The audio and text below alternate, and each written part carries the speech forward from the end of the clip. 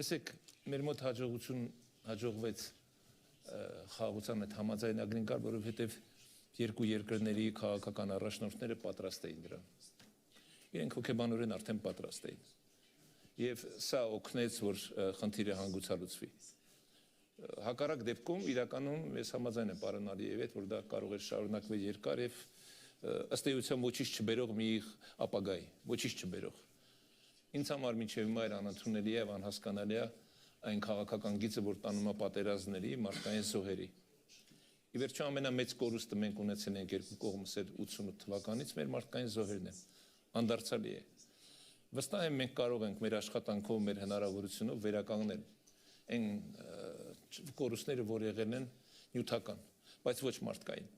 Եվ այս առումով շատ կարևոր է քաղաքական առաջնորդների դերը հարցերի լուծման խաղաղ ճանապարհով տանելը։ Ինչքանով իրանք խիզախ կլինեն, համարձակ կլինեն, ինչքանով քաղաքական ժամանակավոր խնդիրները մի կողմ կդնեն եւ կնայեն ավելի ռազմավարական ապագայի խնդիրներին, սրանով պայմանավորված կլինի տվյալ երկրի հաջողությունները։ Փառք Աստծո, մեր երկու երկրի ղեկավարները ընտրել են այս ճանապարհը երկրորդը եւ խաղաղությունը ապագան մարդկանց բարեկեցիկ կյանքով ապահովել հնարավորությունը գերադասել են մնացած ամեն ինչից։ Ես պարզապես խոսքեր չի որ ասում եմ։ Ես նաև այն քաղաքական գործիչներից եմ, որ միշտ խոսել է խաղաղության մասին եւ փորձել եմ իմ քաղաքական գործունեության ընթացքում ինչ որ ձևով օգտակար լինել, որովհետեւ ինձ համար հասկանալի է մի բան։ Եթե ունեք հարևանների հետ ապրում եք միայն խաղաղ։ Նույնիսկ կենցաղում այդպես։ Առավել եւս պետական մակարդակում։ Այլ ճանապարհ չկա։ Այլ ճանապարհը վեճ է, կռիվ է, անիմաստ ժամանակի կորուստ է։ Եվ ես եմ շատ լավատես, որ իրականում մենք հաջողվելու ենք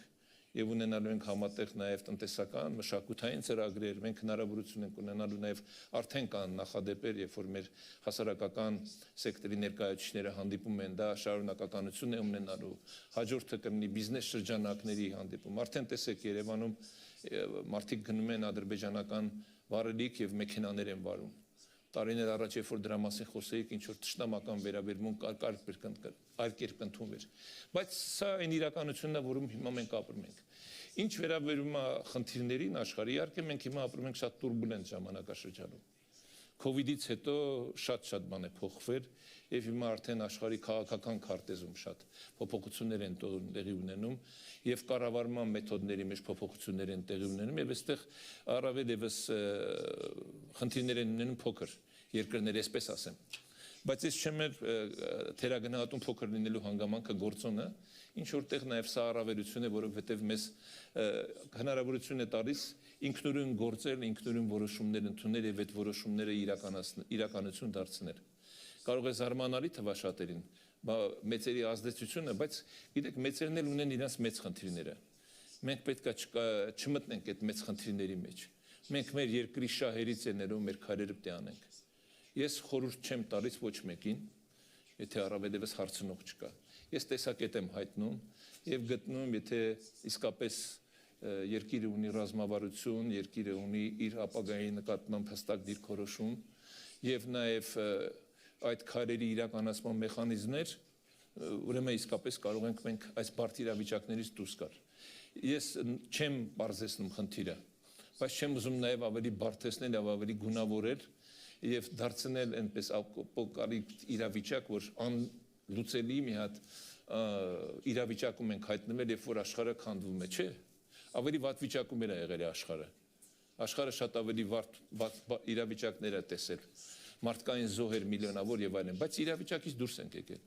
Նույն Եվրոմիության այսօրվա գոյությունը պայմանավորված է երկրորդ համաշխարհային պատերազմից հետո ճանապարհների փրկրկով։ Ընդամենը 12 տարի հետո այդ արդեն համաձայնագիրը կնքվեց։ Եվ սա նշանակում է, որ հավերժ թշնամիներ հասկացողություններ չկան։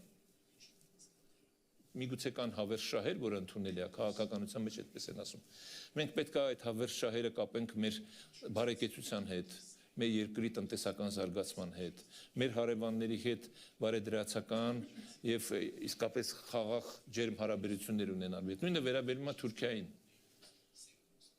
Խնդիրը, որ եթե փորփրենք, ինչ որ խնդիրներ կլինի, բայց հիմա չկա, կարիքը չկա։ Մենք ունենք Թուրքիա հարևան, ուրեմն պետք է հարևանություն անենք, սահմանները բացենք,